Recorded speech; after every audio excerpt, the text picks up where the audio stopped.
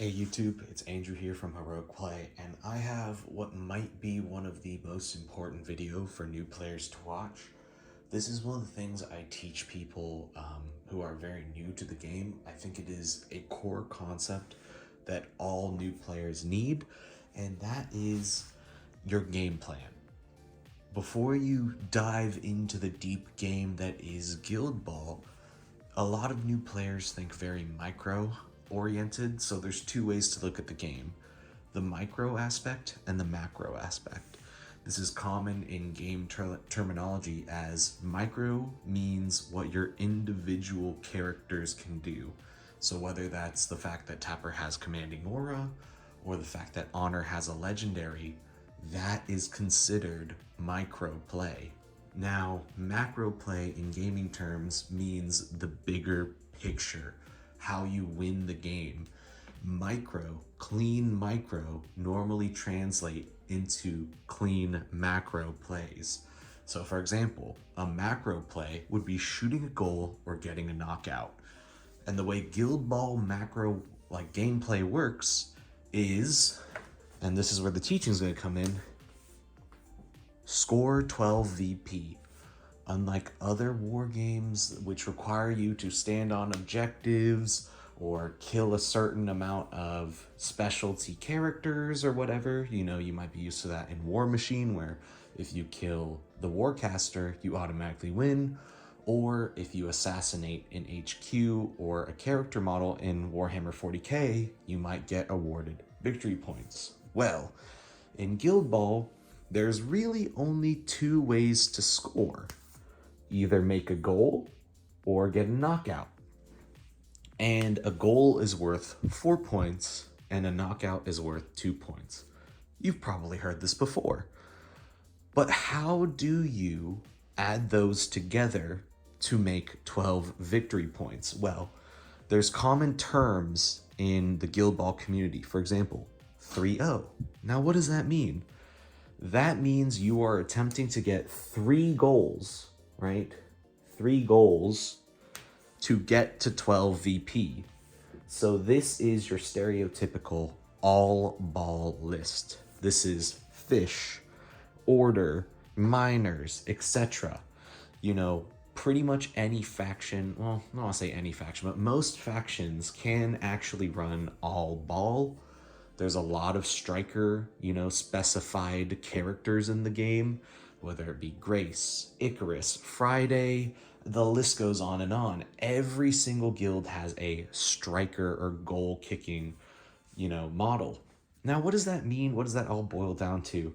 You need to win as fast as possible.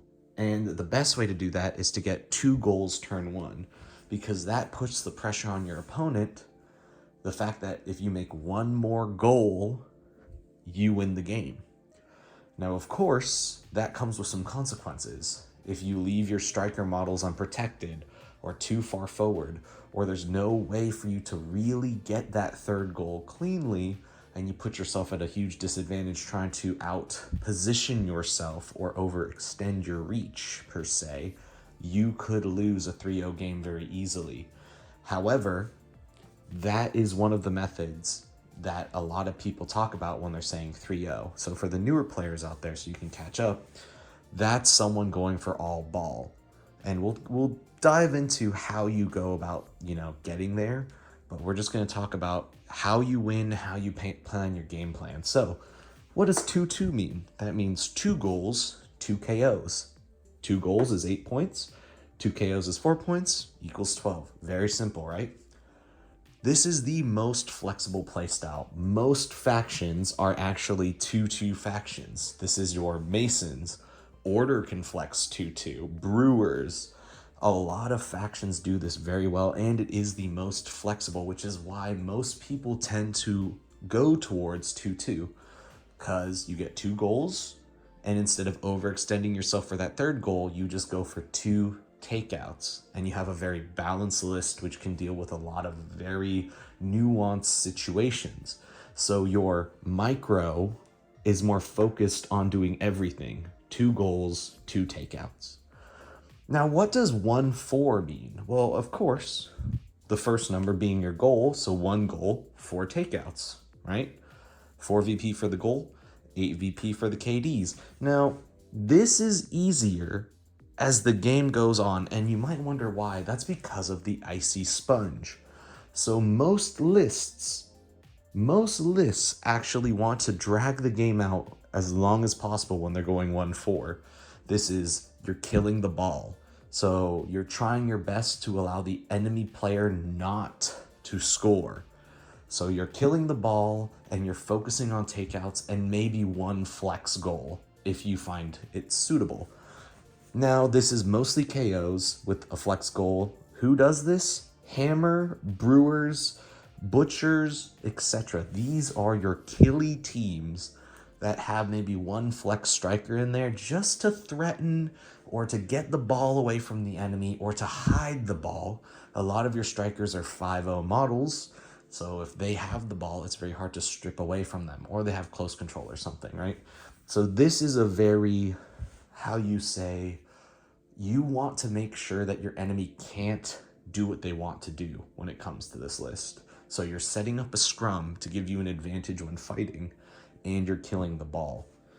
Now, again, easier as it goes on, and that goes to 06. This is all takeouts. Again, a little harder to do. I think these two are more realistic for most armies, 2-2 or 1-4, but 06 is very doable when you're a Brewer or a Butchers player.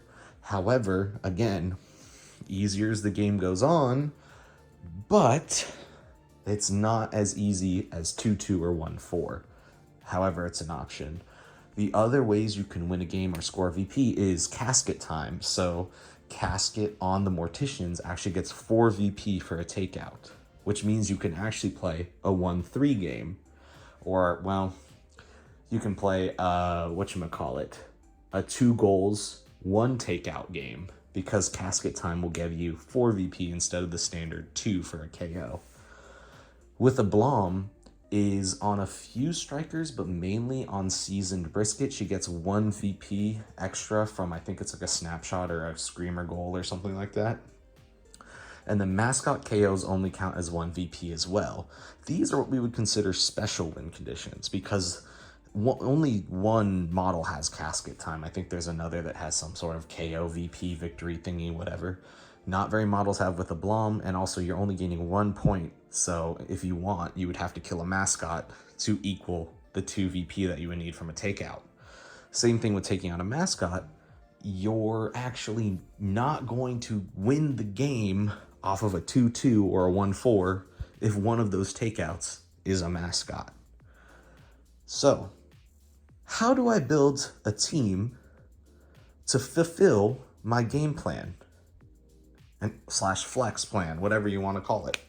And that's when I'm going to use some movie magic and rotate the camera over here. So, we have what is normally characteristically known as 3 different types of characters that are in Guild Ball. And I'm going to stand over here because that's where my mic is.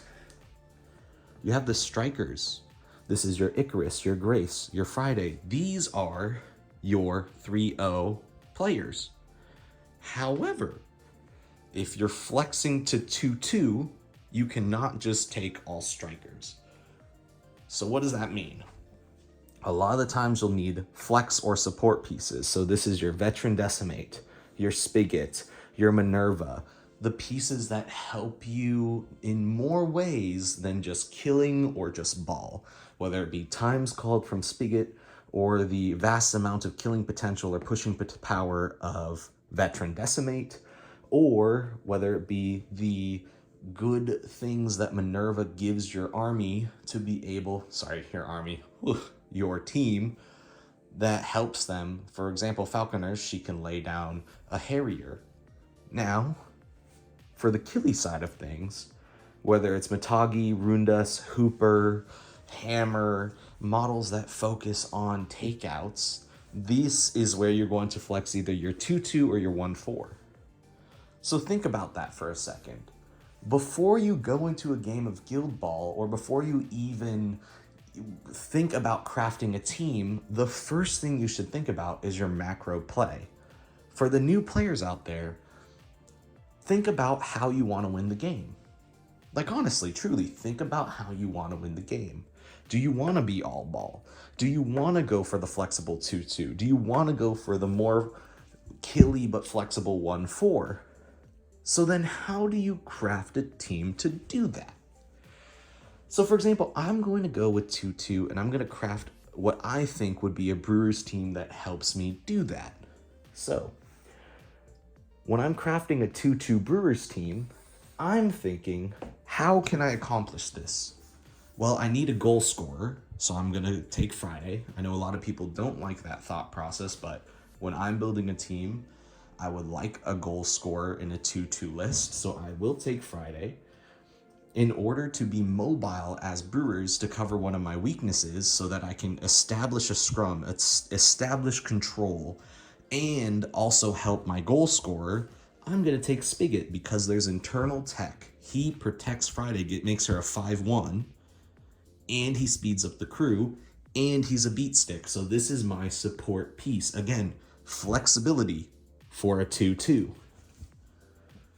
Also, my captain I'm going to take is going to be Tapper. He, as well, is a very flexible piece.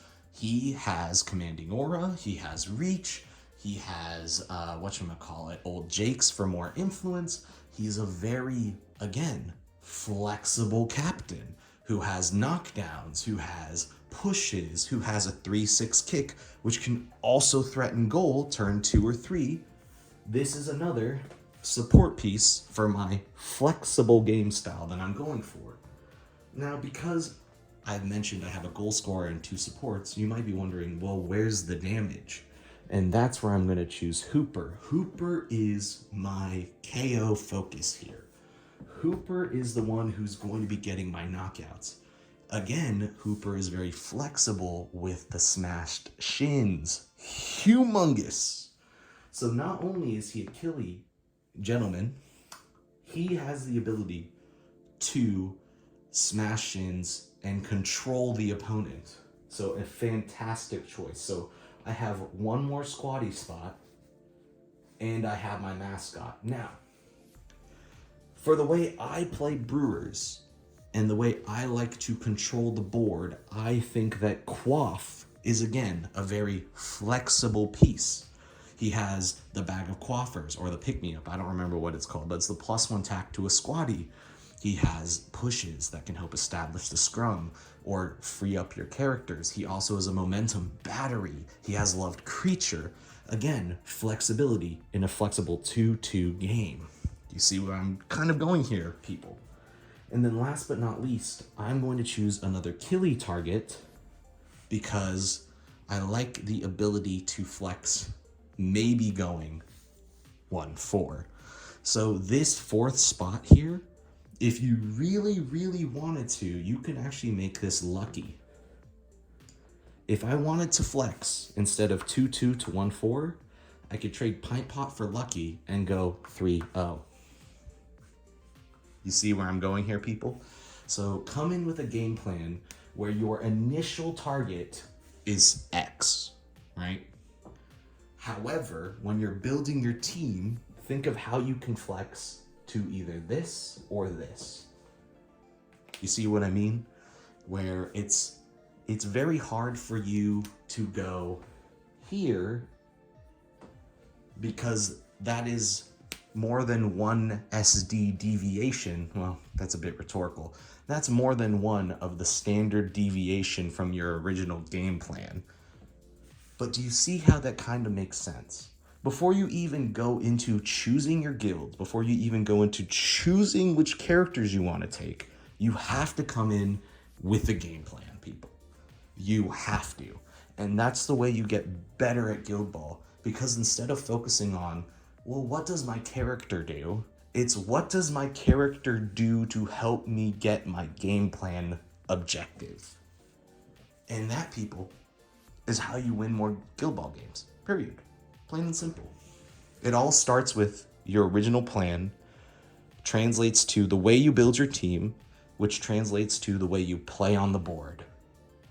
And if you stick to a plan and stick to a solid team and you get a lot of reps in, I promise you, you will get more Guild Ball wins. Thank you for watching, and I hope you enjoy. This is Andrew from Heroic Play, out.